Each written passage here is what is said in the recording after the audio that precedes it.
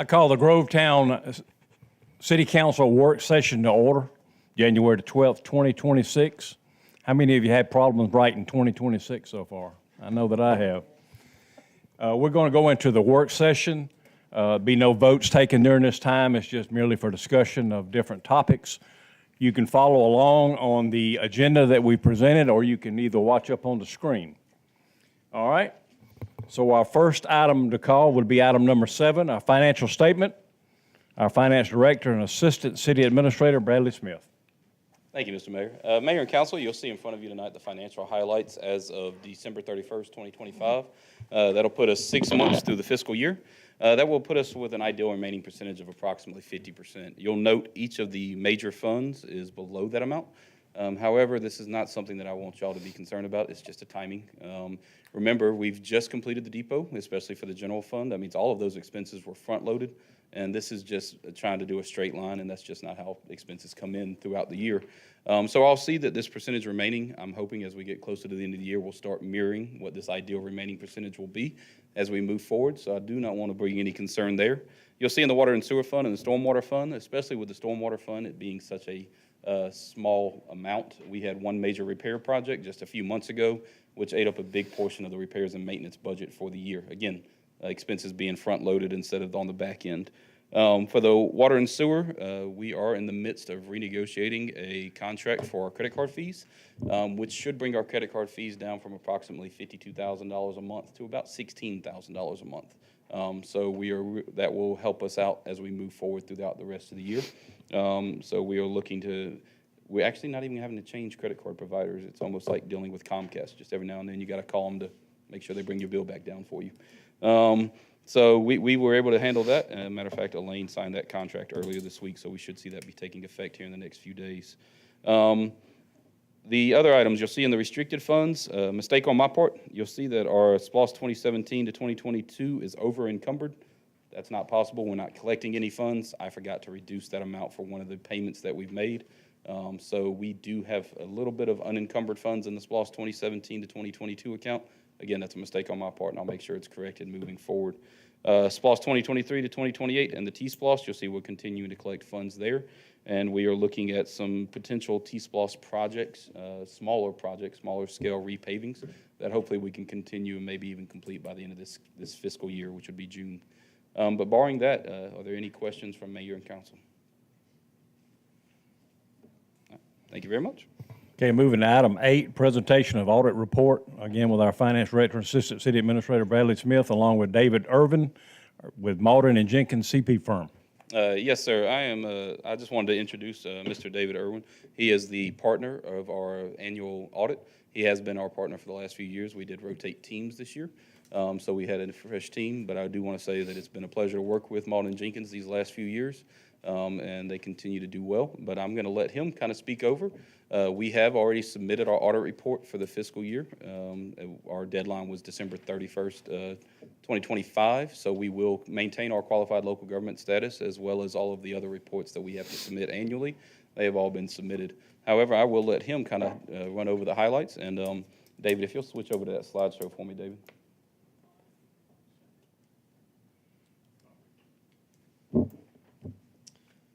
Well, good evening, everyone.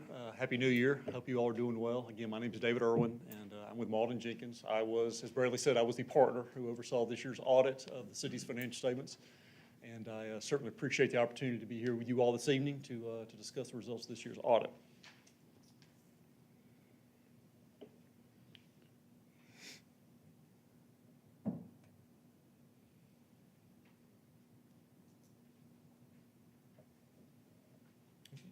Okay. All right. Thank you. Again, tonight's presentation, I'll keep it brief, but my goal was just to walk you through our auditor's opinion, talk about the results of the compliance report that we issue in conjunction with the audit, hit a few of the financial statement highlights, discuss some information that the auditing standards require so we communicate to you all, and then last but not least, to answer any questions that you all may have. Next slide, please. Now, the financial statements that have been presented to you all are the responsibility of city's management and members of council. As your independent external auditors, our responsibility is to issue an opinion on these statements. We conduct our audit in accordance with governmental auditing standards and generally accepted auditing standards. And I'm happy to say that we are issuing a clean or unmodified opinion on this year's report. Again, this is what you want. This is the highest level of assurance that we can provide your external auditor. What this means is that, in our opinion, the financial statements are considered to be fairly presented in all material respects in accordance with generally accepted accounting principles. Next slide, please. Again, as part of the audit, there is a compliance report that we issue called the Yellow Book Report. The Yellow Book Report is a compliance report that evaluates the city's internal controls and your compliance with various laws and regulations. And more good news support to you all. We noted no audit findings this year, meaning we had no material weaknesses or significant deficiencies in the city's internal controls that we noted during our audit. And you know, given the volume of accounting standards, the reporting requirements, and really just the complexity of governmental financial reporting, it makes it all the more impressive to be able to present to you all an audit that not only has a clean opinion, but no audit findings. So again, that's certainly something that you all should be commended for, take pride in. And in my mind, it's really a reflection of the job done by your finance department. Bradley and his staff, as always, they were very accommodating to our audit team, worked hard to address all of our questions and get us all the necessary information that we needed in order to get the audit finalized on time. So certainly appreciate Bradley and his staff for all their hard work again this year. Next slide, please. Now just for a brief overview of your financial statements. Before we look at the numbers themselves, when you look at your financial statements, I always encourage everyone to look at the management discussion analysis, otherwise known as the MD&A. This begins on page 5. It's right after our audit opinion. This section is written by management. It does a really good job of bridging the gap between the technical financial statements and the story behind those numbers.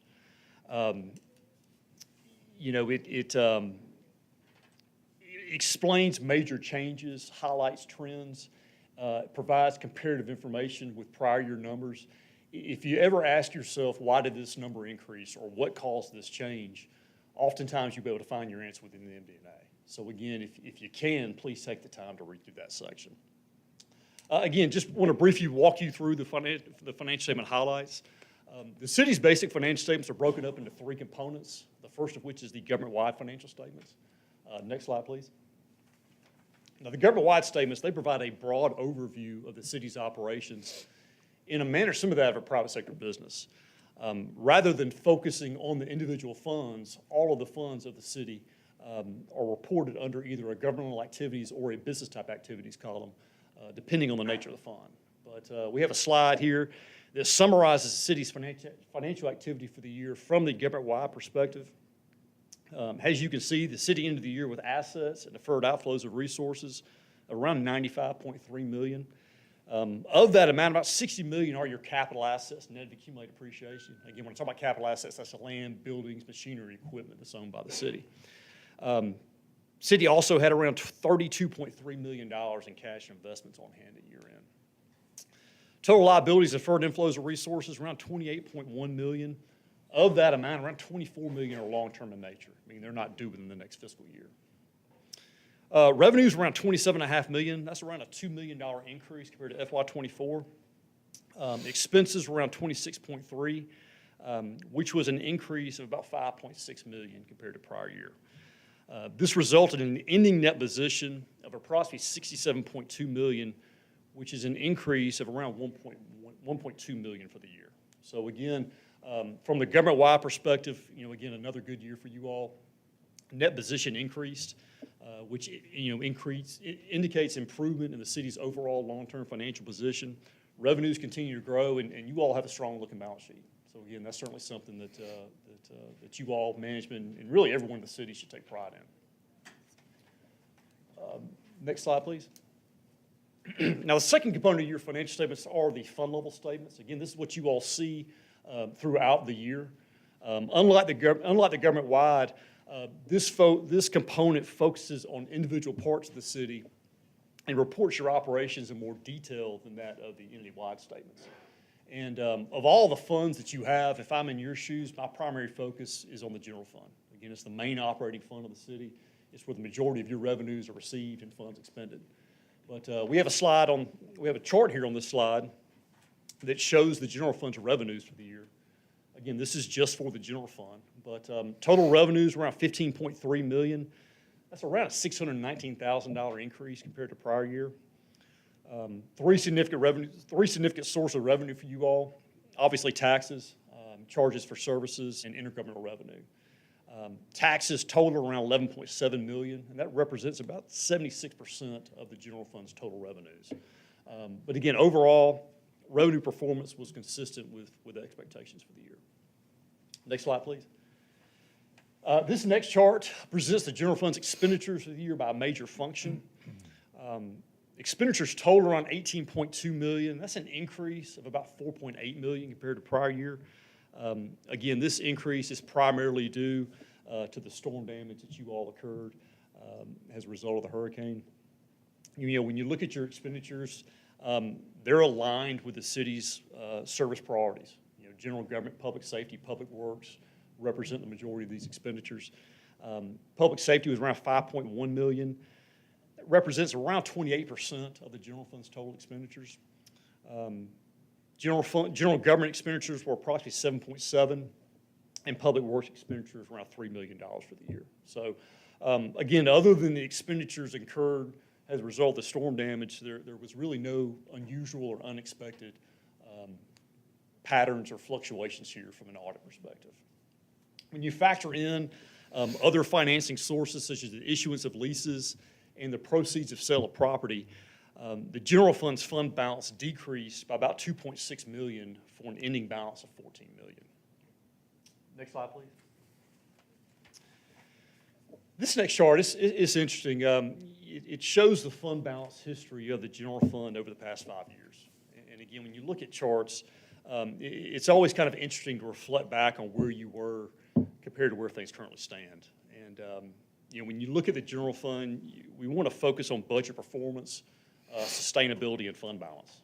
And you know, again, as you all can see, you've done a great job of increasing your fund balance for the past 5 years. You know, the big jump between 2021 and 2022 was the result of the ARPA funds that you all received. But it's impressive to see that you all have been able to maintain that fund balance over the past 4 years. ARPA funds were one-time revenues, and you really can't rely on one-time revenues to pay for recurring expenditures.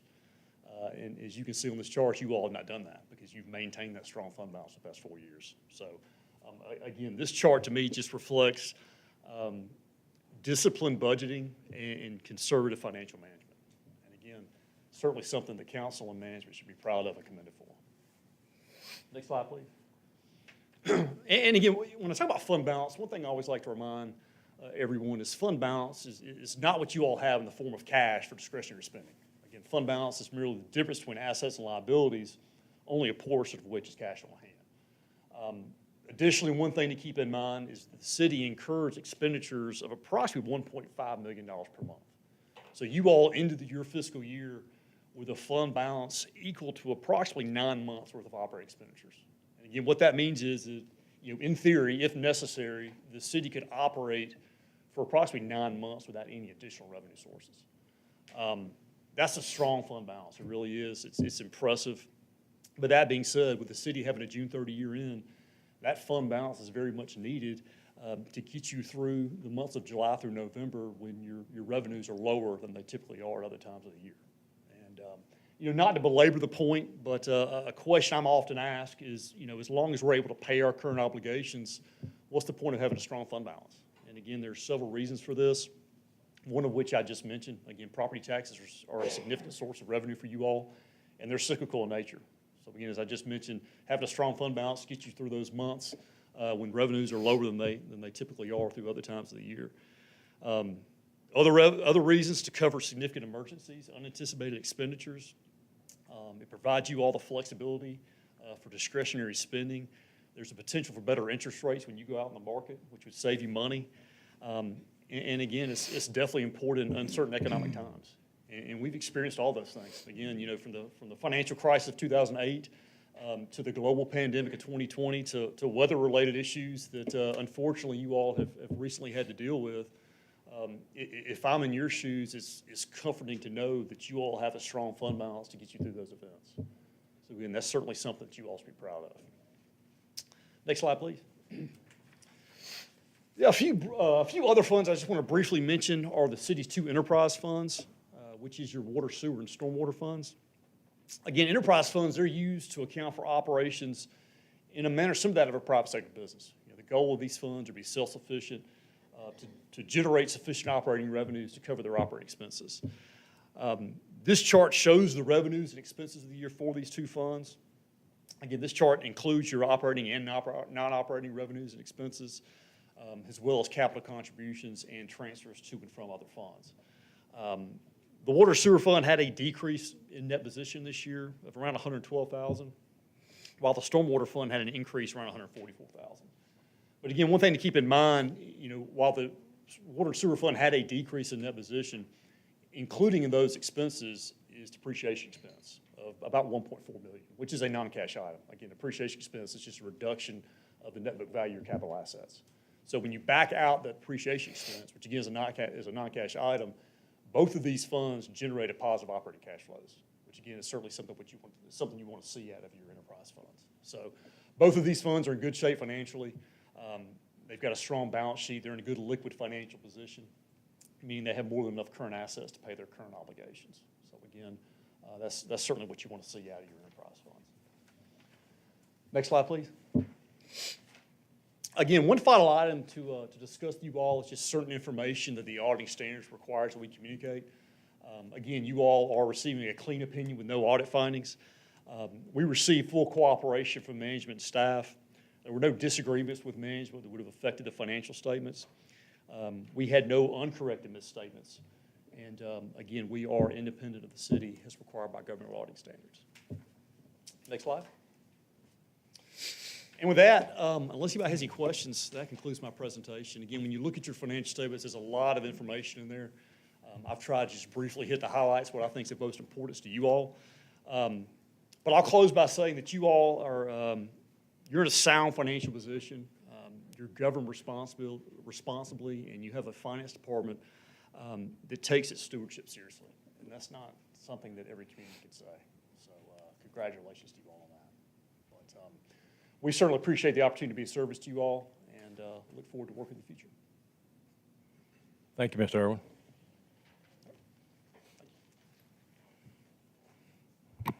Bradley, I want to thank you and your staff for getting us to where we're at. It's a great report there, and it reflects that you guys are on top of it. Moving along to the next item of business will be general business, item 17A. Recommend adoption of ordinance 2025-12-01, ordinance to annex property under the 100% method, 0.83 acres at 0 Barber Street, parcel number G13046D, second reading. Our Director of Community Development, Jack Palmer. Good evening. The first annexation here is parcel 013046D. This parcel is split in half by the city limits in the county, in the unincorporated Columbia County.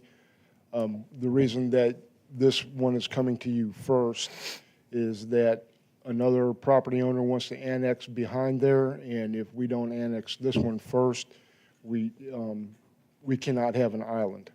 You cannot have city limits surrounding a parcel that's in the county.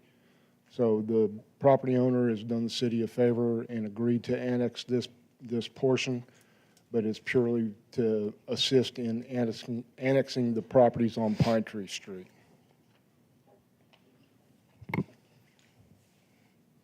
Any questions? Okay, move to 17B, recommend adoption of ordinance 2025-12-02, ordinance to annex property under the 100% method, 0.41 acres, more or less, at 210 Pine Tree Street, parcel numbers G13038 and G13039 and G13040, second reading. Okay, the one parcel is again split in half by the city limit, and unincorporated Columbia County. They're going to bring, the owner wants to bring that into the city limits in addition to the other two properties that are across the street on Pine Tree Street. Okay, any questions? All right, hearing none. 17C, recommend adoption of ordinance 2025-12-03. Ordinance to rezone 0 Barber Street, parcel number G13046D from R1 residential districts, Columbia County zoning, to RC1 residential, second reading. This rezoning request is to match the parent parcel. You really are not supposed to have one parcel zoned in two different districts. So that's the reason for that rezoning. And then the owner of the properties, oh, I'm sorry, I'm getting ahead of myself. All right, any questions? Moving to item 17D, recommend adoption of ordinance 2025-12-04, ordinance to rezone 210 Pine Street, parcel numbers G13038, G13039, and G13040 from R1 residential districts, Columbia County zoning, to RC1 residential. Second reading. Again, the property owner wants to have this property rezoned to RC1 to allow him to build either single-family detached or single-family attached dwellings in these parcels. And as soon as if this passes tonight, he's going to start presenting his preliminary plat and the plans and everything to get that accomplished. Okay, any questions? Thank you, sir. Last item for the work session is new business number 18A. Recommend approval to enter into a contract with Shera Mutimer Construction, LLC for Liberty Park Community Center expansion in the amount of $5,777,000. Yes, sir. Mayor and council, again, thank you. In front of you tonight is the contract for the expansion at Liberty Park. It is $5,777,000. At the last council meeting, council members, the new ones, I know that you weren't here for that, but we did award the bid. That gave time to Mr. Doobie and I to go through the contract, so I appreciate Mr. Doobie. We have been able to make sure that they have all of the liability insurance as well as the performance bond in place. So tonight, we're asking that you award the actual contract to Shera Mutimer in the amount of $5,777,000. Once we do that, our intent is to go ahead and provide that to them, and hopefully within 3 to 4 weeks, we should start seeing dirt moving out there at the expansion of Liberty Park. Are there any questions related to the contract? Anything, like I said, Mr. Doobie was able to quickly return the insurance as well as the performance bonds, because we did not get those until Friday, and then the last part today. So I'm glad we were able to review those and get them back to you quickly. But we are prepared to move forward, and just asking for mayor and council to approve it, and Mayor Jones for you to sign it. Okay. Thank you, sir. All right, thank you. That completes the work session. We will be adjourned, reconvened at 6:30.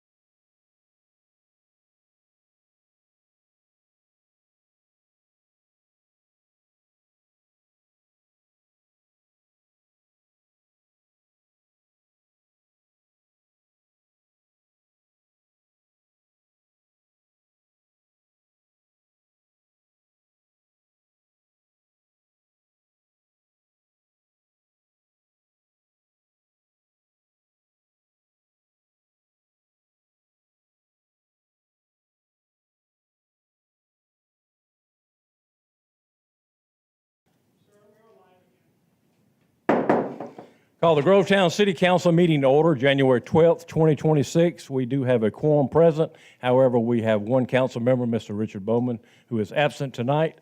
If you would rise for the invocation to be given by our Assistant City Administrator, Bradley Smith, and remain standing for the Pledge of Allegiance.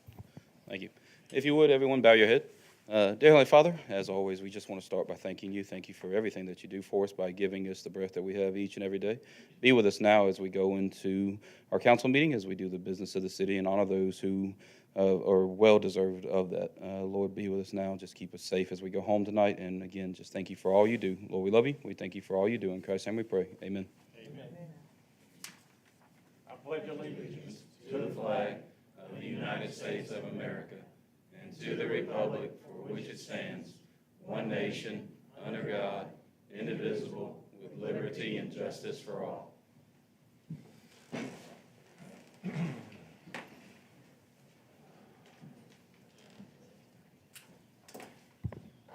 Thank you all for attending and those that are watching on Facebook Live. So we'll move to item number 3. I'll call for a motion for the approval of the agenda. Mr. Mayor, I make a motion we approve the agenda as printed. I second it. Any discussion? No, sir. Hearing none, cast your votes. Motion carries. Item 4, approval of the December 8, 2025 regular meeting minutes. Mr. Mayor, I make a motion we approve the December 8, 2025 regular meeting minutes as presented. I second. Any discussion? Hearing none, cast your vote. Motion carries. Item 5, approval of the December 8th executive session minutes. Mr. Mayor, I make a motion we approve the December 8th executive session minutes as presented. I second the motion. Have a motion and a second. Any discussion? No, sir. Hearing none, cast your votes. Motion carries. Item 6, committee reports, Public Safety, Councilman Blair. Well, thank you, Mr. Mayor. Good evening to everybody that's in the audience, and good evening to everybody that's joining us on Facebook Live. I'll start with the Police Department for the Public Safety Committee report. During the month of December, police officers responded to 3,957 calls for assistance. That brings their year-to-date total 28,249. So that was quite an increase from last year. It was about 3,000 more than we had last year. Over the last 30 days, there have been 47 arrests. Our Criminal Investigation Division opened 22 cases and closed 10.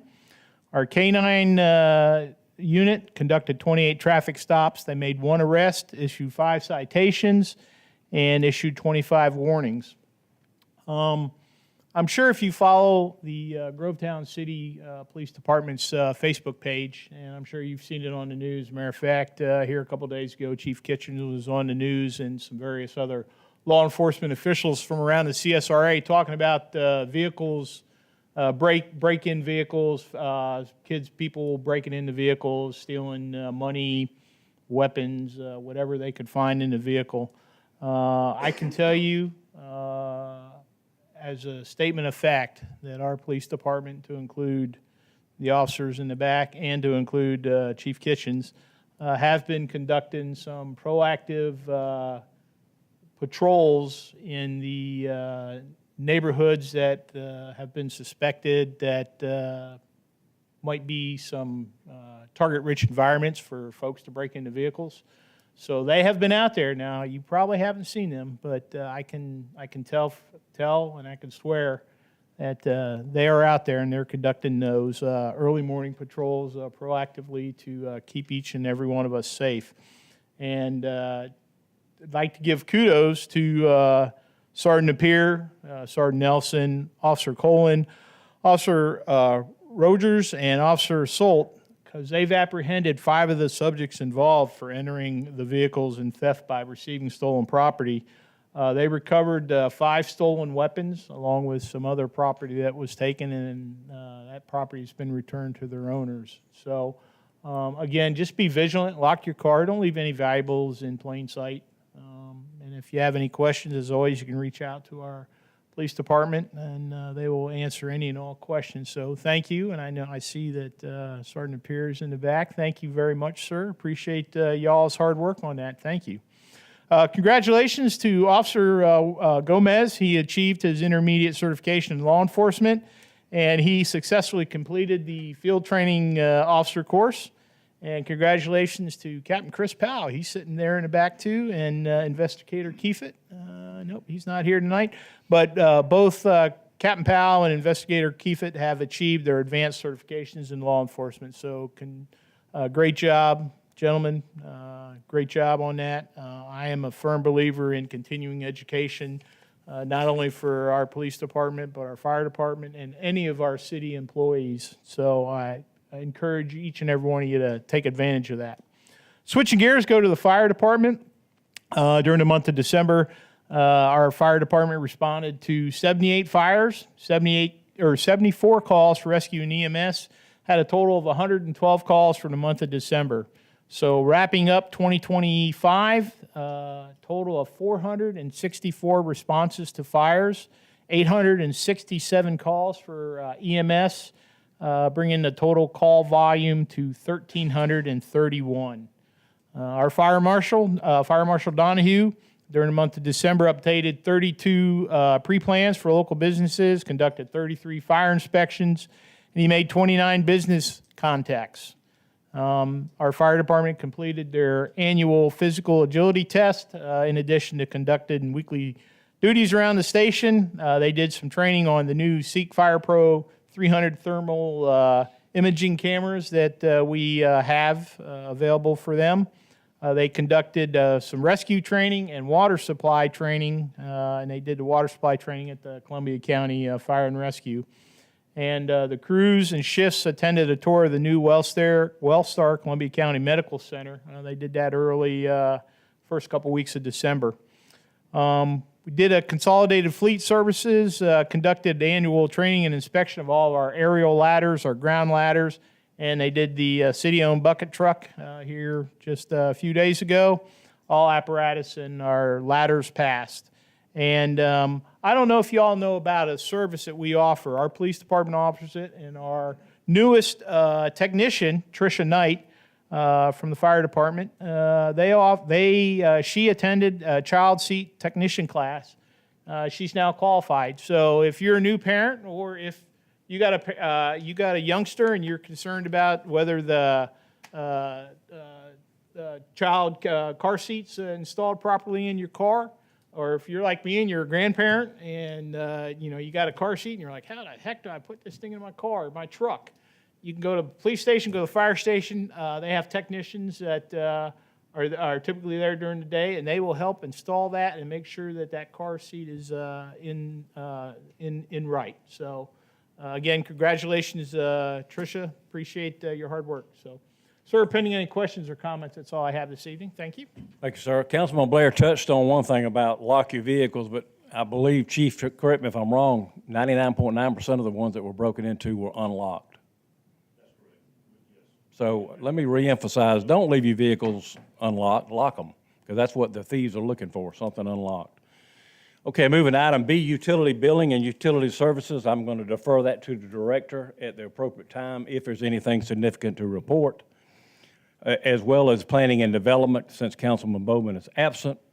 And general services, I'm going to defer that to the appropriate director during the appropriate time in the council meeting. Item E is administration. That'll be deferred to the city administrator when she gives her report. So at this time, I'll entertain a motion to approve item 7, the financial statement. Mr. Mayor, I make a motion we approve the financial statement as presented. I second the motion. Okay, we have a motion and a second. Any discussion? Hearing none, cast your votes. Motion carries. Item 8 has already been covered. There's nothing else you need to cover there, is it, Bradley? Item 9, Employee of the Month, to be presented by our City Administrator, Elaine Matthews.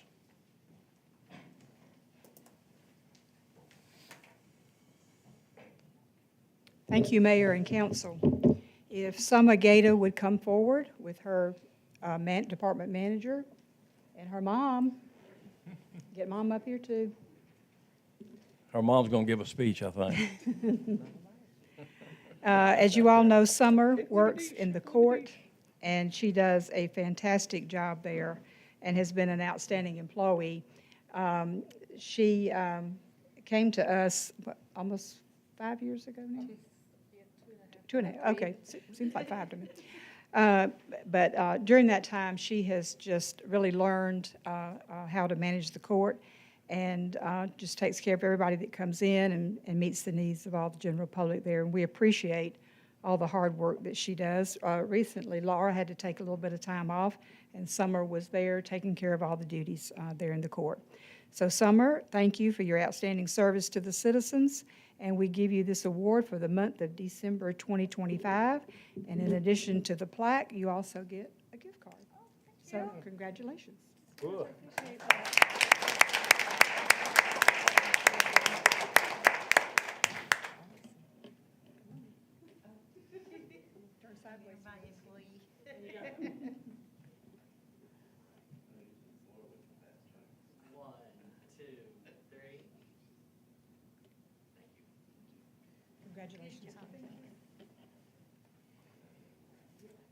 Item 10, service awards, again presented by our administrator, City Administrator Elaine Matthews. Seems like every month, the fire department has somebody hitting a service award year, because they're here just about every meeting. But it looks great to have so many seats filled in here, so we're proud of them. If I could get Ian Donahue to come forward, please. 6:42 p.m. Ian, I want to tell you something. This is like the fastest 5 years that I can remember. How about you? Yeah. Okay. 5 years. Certificate of appreciation to Ian Donahue. You are hereby recognized by the mayor and council members of the city of Grovetown for your faithful service to the citizens of our city for the past 5 years. This certificate and pen are tokens of our appreciation for your dedication to making our city the best it can be. We can never thank you enough for your loyalty and hope to have you as a valued team member for many more years to come. And let me get your team up here. And when we say team members, come on, guys, everybody. There you go. There's your pen. There's your certificate. Congratulations. Yeah, your mother and dad, are they your mother? Okay. Okay. Do I need to? Yeah, do sideways. Oh, we're doing sideways? Yeah, yeah, do sideways. You look. All right. Yes, it is. 1, 2, 3. Hurry up, I can't breathe. Hey, Bacon.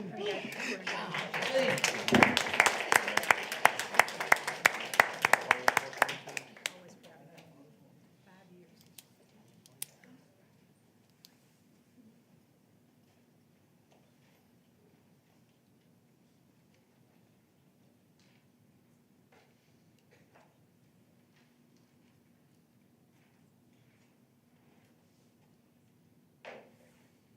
Was that the only one we had? Yes, sir. Okay, I'm sorry. Okay, item 11, the Vietnam Veterans Recognition, to be presented by our City Administrator Elaine Matthews. The recipient of this award, I know him well. I worked with him at the Sheriff's Office in Columbia County for years, where he retired also. He's a fine man. He's unable to be with us tonight because he's sick. So go ahead, ma'am. Mayor, would you come down and join me, because you worked with him for a very long time. And I know you've known him many years like I have. Jordan, where's Jordan? Jordan, come on up. Jordan is an essential part of this presentation. Councilmember Bowman usually does these, and this was his idea. I think we've honored, over 20 veterans in the area. And so Gil called early this morning. He's not feeling well, but he's watching. So we just want to give this to him in honor of not only his service to his country, but the service that he's given to the county, law enforcement there for many, many years. And Gary worked with him, and I did as well. And we very much respect this person. He also has served as an interpreter for our own city court for many years. And he's a great man and very worthy of this award. And so we'll read this. The City Council is honored to recognize a friend of the City of Grovetown, Sergeant First Class Gilbert Lopez, for his service to both our city and to our nation as a whole. Coming from a large family, Gilbert Lopez was born April 13th, 1943, and grew up in the area of San Antonio, Texas. In 1963, Mr. Lopez enlisted in the United States Army and was initially stationed at Fort Polk. Soon, however, Specialist Lopez would be traveling the world defending our freedoms and way of life. He served 3 tours in Germany and then was sent for a tour in Vietnam. Afterwards, he spent time at Fort Sam Houston and was then sent back to the Far East for a tour in Korea. He would go on to retire in 1986 at Fort Gordon. As a result of his service, Specialist Lopez received several badges, commendations, awards, and more, including the National Defense Service Medal, Vietnam Service Medal for Campaigns, Vietnam Campaign Medal, Vietnam Cross of Gallantry with Palm, Bronze Star Medal, Meritorious Service Medal, Army Commendation Medal with 1 oak leaf cluster, 2 NCO Professional Development ribbons, 6 Good Conduct Medals, Army Service Ribbon, 2 Overseas Ribbons, 2 Overseas Service Bars, and a Purple Heart. He would go on to marry and have children and would also continue to serve his community by entering law enforcement. He joined the Columbia County Sheriff's Office and spent 25 years there, ultimately retiring as a criminal investigator. He has also served as the interpreter for our municipal court, assisting and translating for our Spanish-speaking residents. We can never thank Mr. Lopez enough for his sacrifice and bravery, and we are honored to recognize him on behalf of everyone here in the city of Grovetown. And congratulations to him. This is Mr. Lopez. Gil, as we all know him.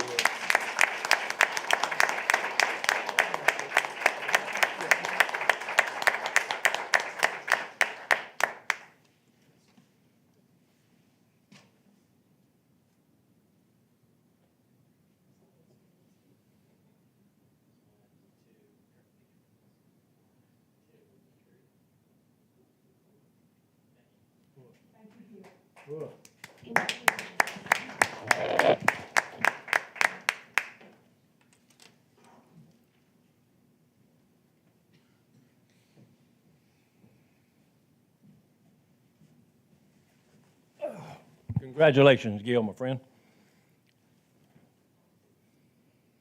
Move to item 12, Business Spotlight, City Administrator Elaine Matthews. I would like those from the SRP Federal Credit Union to please come forward for this award.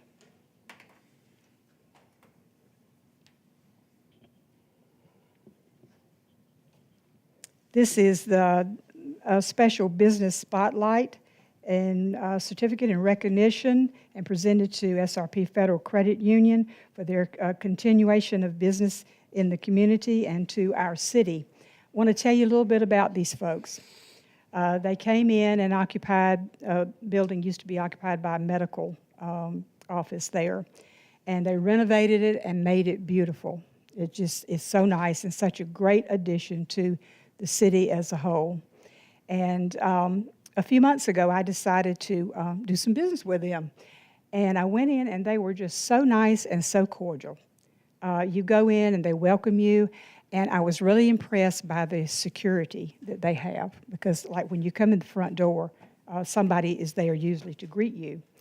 And I appreciated that. And if you go in and have a seat, it's just like seconds that they come to take care of you. So I appreciate that about them, too. They also share in the community. If we have a community event going on, like some of our special events, they're always there, usually with a booth or whatever, to participate in that. But one year, it was maybe a year or so ago, they came down to City Hall one day, and they had a great big box of submarine sandwiches, and they fed everybody here in City Hall. We had so much food that you all brought in. We were able to take some to the tag office across the street and the library over here behind us, so everybody got fed that day. So y'all are great. Sandwiches were great. But I just want to say thank you. Also, they give us the little SRP stickers, And if y'all will just take a look in our kitchen, you will see every day those little stickers are moved around into a different format. And so somebody comes in and they move those little magnet stickers on the refrigerator. So they're in there for advertisement for you all the time. But thank you to your staff. Great to have you all here. We appreciate you for being in the community. If you want to come around front and turn sideways so you look skinny, we'll get a picture.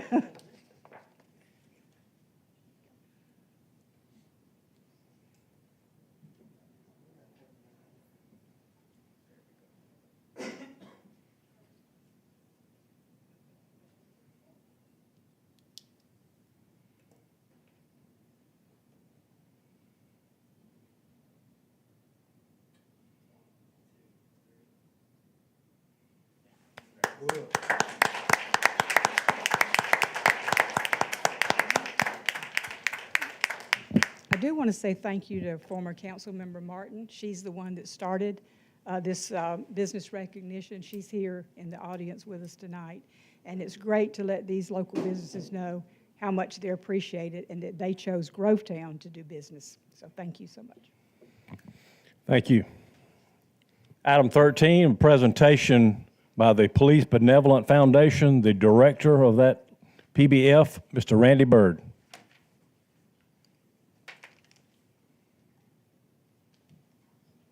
Thank you, Mayor and Council. My name's Randy Byrd. I'm with the Police Benevolent Foundation, and we're the 501c3 charitable arm of the Southern States Police Benevolent Association. I'm here tonight because I want to present an award to Chief Jamie Kitchens, okay? But a little bit about what our foundation does. We go and we support officers that are killed in the line of duties and their families. We provide scholarships for children of law enforcement officers, and it doesn't have to be in criminal justice or law enforcement field. They could even be a firefighter and get a scholarship. So we also do a behind the badge seminar that looks at the trauma, PTSD, and creates suicide awareness for officers, and we do this throughout the southeastern United States. And the last thing we do as an objective is we provide for disaster relief. And during Hurricane Helene, we provided for officers and their families in 4 states, 209 officers that had been displaced or otherwise suffered damage from the hurricane. Where Chief Kitchen comes in is he is a huge supporter of our foundation. He has orchestrated a great community event for the past 4 years.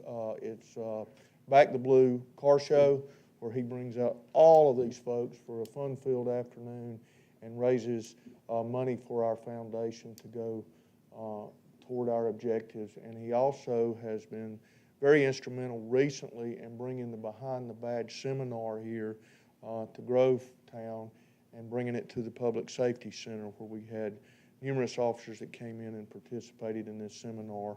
And we feel that that seminar is actually saving officers' lives, looking at the trauma and the things that they faced. So I wanted the folks that are here I got you, didn't I? I got you, didn't I? I got you, okay. We hadn't seen each other in a while, so I don't know if you recognize him, but if the members of his department and the local chapter here with the PBA could come up, we'd like to present you this award and get a photograph.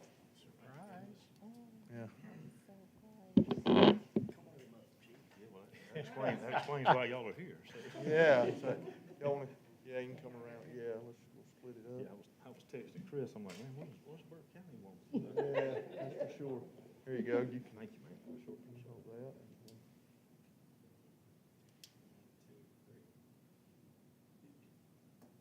Thank you very much. I appreciate that.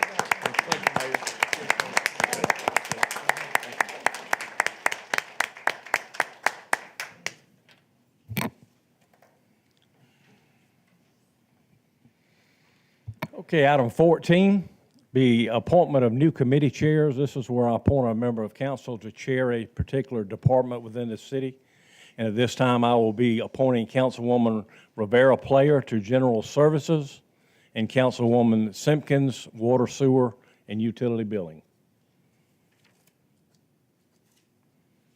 Any citizen comments, item 16?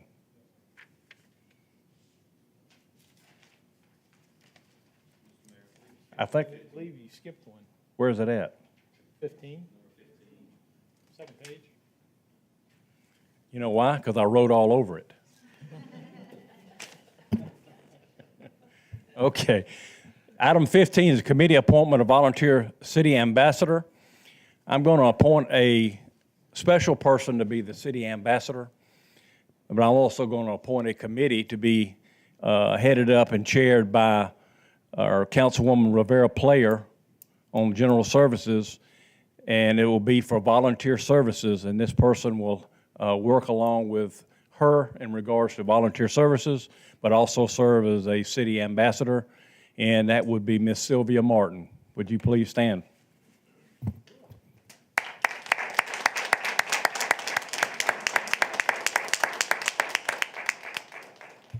Thank you very much, Sylvia. Okay, item 17, old business. 17A, recommend adoption of ordinance 2025-12-01, ordinance to annex property under the 100% method, 0.83 acres at 0 Barber Street, parcel number G13046D, second reading. Mr. Mayor, I make a motion, we adopt ordinance 2025-112-01, ordinance to annex property under the 100% method, 0.83 acres at 0 Barber Street, parcel number Golf 13046 Delta, second reading. I second that. Okay, we have a motion and a second. Any discussion? Hearing none, cast your votes. Motion carries. 17B, recommend adoption of ordinance 2025-12-02, ordinance to annex property under the 100% method, 0.41 acres more or less at 210 Pine Tree Street, parcel numbers G13038, G13039, and G13040, second reading. Mr. Mayor, I make a motion, we adopt ordinance 2025-12-02, ordinance to annex property under the 100% method, 0.41 acres more or less at 210 Pine Street, parcels number Golf 13038, Golf 13039, and Golf 13040. Second reading. Mr. Mayor, I second that motion.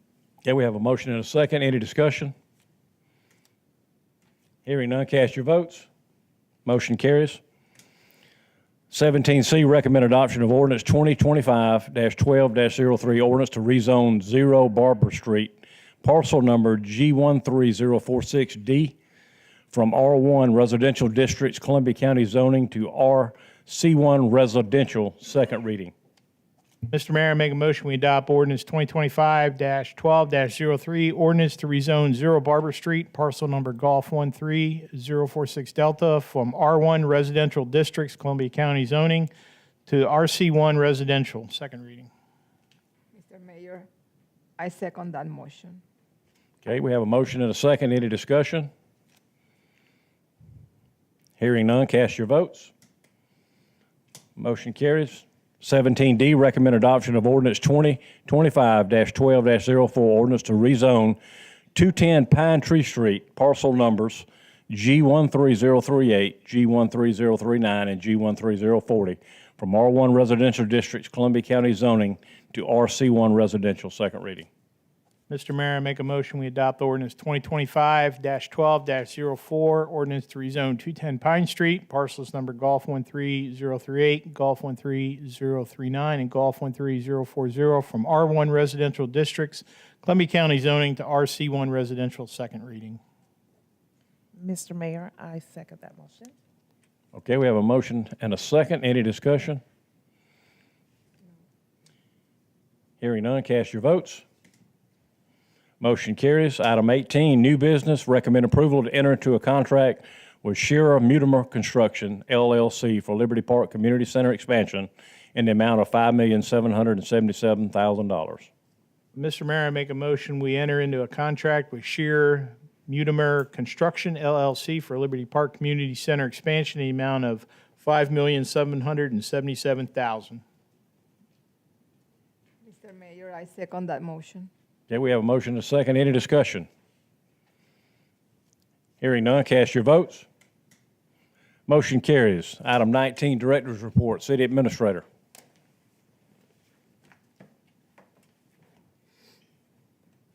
Thank you, Mr. Mayor. We conducted new council orientation and training on January the 8th. Spent the day with each other, getting to know each other, and giving our two new council members a lot of information to help them do their job to the best of their ability. And I think we're off to a good start. So thank you both for being there and spending the day with us. On January the 16th, the city will close for a half a day prior to MLK Day, which is the 19th. We will be closed in other offices, but Liberty Park will be open at 10 o'clock for our MLK Day celebration. And that is an employee holiday as well, but some of us will be working out there that day. After the speeches and the program, then we will have refreshments as well there that'll be served by Parks and Recreation staff, and we appreciate all the work that they put into that event. Directors meeting on the 21st of this month at 11 o'clock here in this room.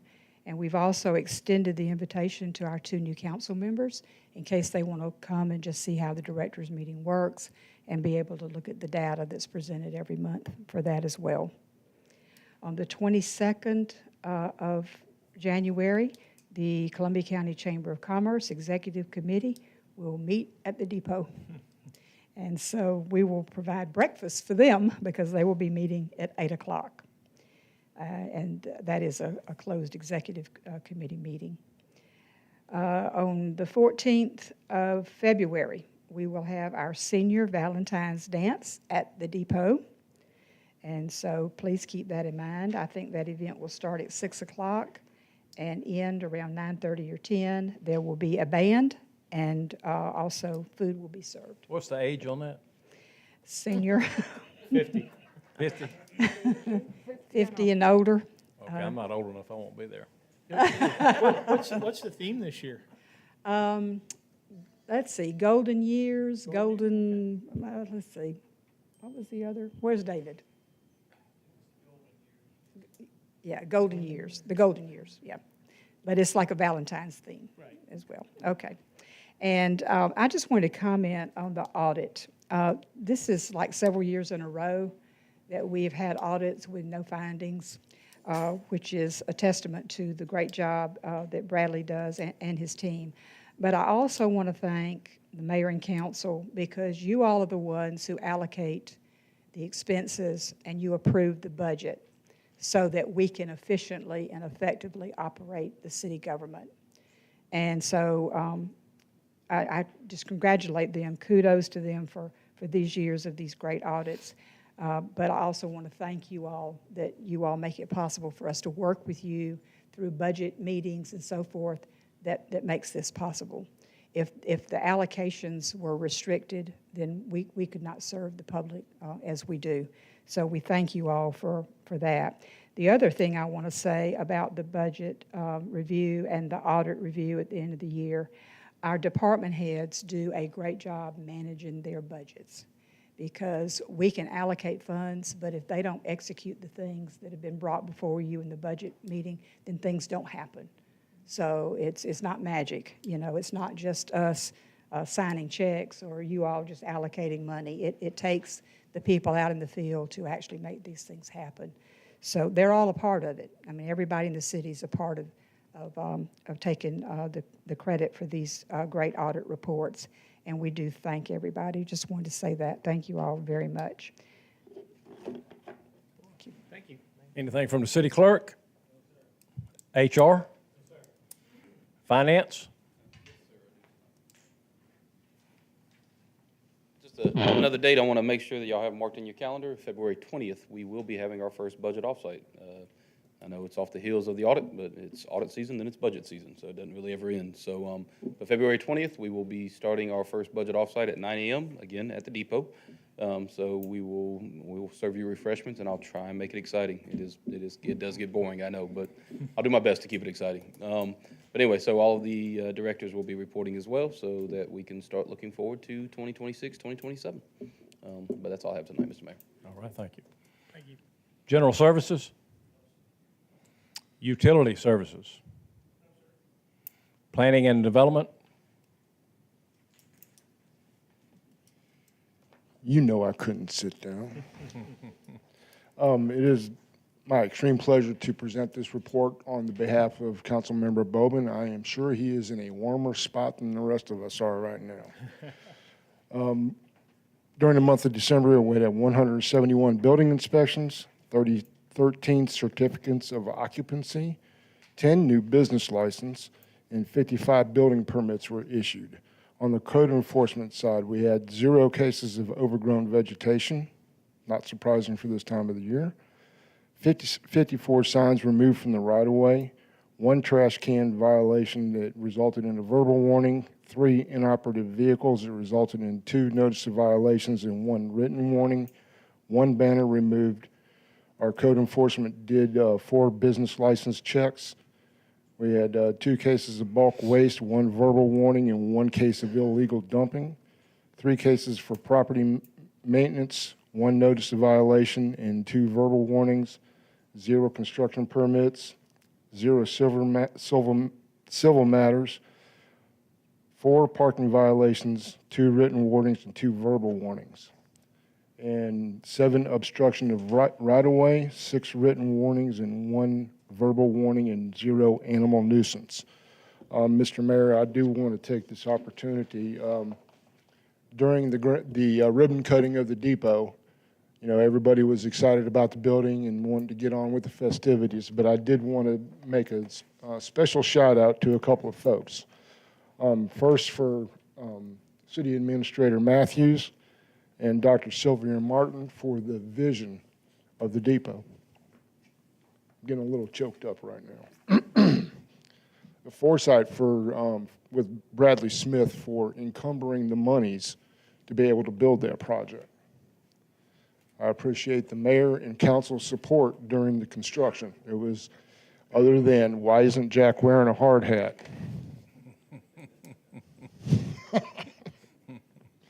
I want to thank the project team, SD Clifton, specifically Dylan Janelle, the site superintendent. Without his constant vigilance, things could have gone awry, but they didn't. He kept it on track. And the project was ahead of schedule and under budget, which is a phenomenal feat for a government project. Usually they're dragged out and the costs go over budget. Finally, there were several subcontractors, which I won't name out, except for Southern Edge and Fab Solutions for refinishing the railroad pieces, the ones that are sitting outside. They did a fabulous job on getting those revitalized or revamped. And also, finally, the Verdon Clock Company for that beautiful clock. And that's all I have. Thank you. Thank you. Anything from the police department? Fire and rescue? Public information officer?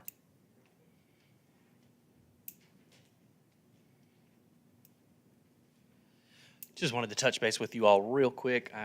Obviously, we have 2 new council members here, so I wanted to welcome you all and let the public know that we are working on getting some photos up on the web as well as some bios. If you want to get to know your city council members, that's a great way to do that, is check that out on our website and our app that is forthcoming. Working on getting a bio from Mr. Bowman as well, so if he wants to, if you want to learn a little bit about his story, you could do that.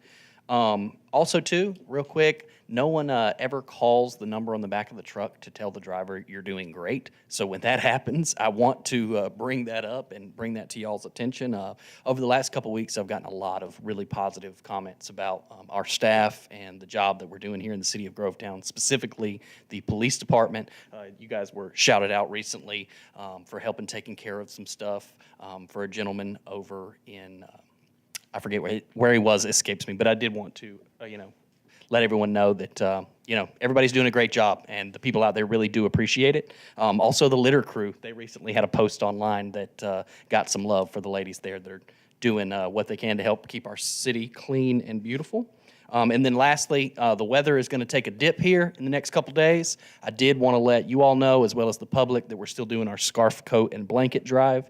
If you have any lightly used or new scarves, coats, blankets, winter wear, hand warmers, anything like that, we are taking them. Just bring them up here to City Hall and donate them there in the lobby. If you're in need of an item like that or know of someone that's in need of items like that, feel free to stop in, take what you need. We're happy to help any way we can, and that should be going on until the weather starts to warm up. So barring any questions, that is all I have. Yeah, thank you. Right quick, I want to take the time to revert back to item number 14 with appointment of the new chair or new committee chairs. Just something I didn't cover. I would like this, something I've never done, but I thought it was something that I should do. Expectations for our new council members, and I think this is echoed by the sitting members. Not that none of you, that we expect anything different than this, but what we want to see is honesty, transparency, harmony, and answer your phone calls and emails from the citizens, from the council, from myself, and from staff. And I think everything will be great. All right, at this time, I will entertain a motion for a closed session for a real estate acquisition. Mr. Mayor, at this time, I recommend that we enter into an executive session. Mr. Mayor, I second that motion. All in favor, cast your vote. We will be in executive session. You're free to remain if you'd like, and we'll be back out momentarily.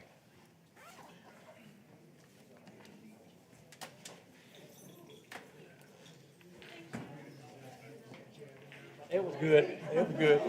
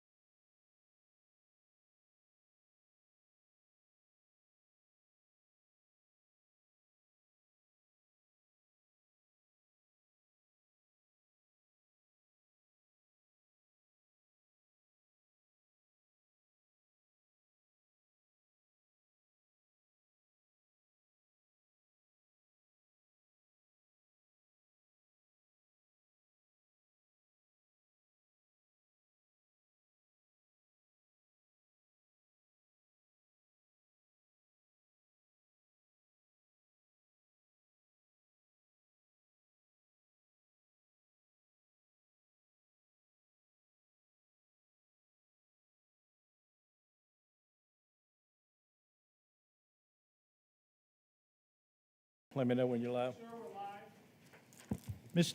Mr. Mayor, at this time, I make a motion, we enter back into regular session. I second that motion, Mayor. Okay, we're back in session. All right, Mr. Mayor, at this time, I'd like to make a motion that we purchase the following properties from Frank Wilson and Diane Wilson for the purchase price of $795,000. East Robinson Avenue, parcel number Golf 11025, lot 14, 0.07 acres. 0 East Robinson Avenue, parcel Golf 11025 Charlie, lot 13, 0.071 acres. 0 East Robinson Avenue, parcel number Golf 11025 Delta, lot 12, 0.1096 acres. 0 East Robinson Avenue, parcel number Golf 11025 Echo, lot 11, 0.08 acres. 0 East Robinson Avenue, parcel number Golf 11025 Foxtrot, lot 10, 0.08 acres. 104 John Street, parcel Golf 11025 Golf, lot 8, 0.14 acres. 0 John Street, parcel number Golf 11025 Hotel, lot 9, 0.11 acres. 0 East Robinson Avenue, parcel number Golf 11025 India, lot 7.15 acres. 0 East Robinson Avenue, parcel number Golf 11025 Kilo, lot 5.14 acres. 0 East Robinson Avenue, parcel number Golf 11025 Lima, lot 4.14 acres. 0 East Robinson Avenue, parcel number Golf 11025 Mike, lot 3.15 acres. And 0 John Street, parcel number Golf 11025 Quebec, lot 15.20 acres. Mr. Mayor, I second that motion. Okay, we have a motion, a second. Any discussion? Hearing none, cast your votes at this time. Motion carries. Entertain a motion to adjourn. Mr. Mayor, I make a motion, we adjourn. All in favor, cast your votes. We are adjourned. Well, congratulations. You having a good night? I am. Always have a good night.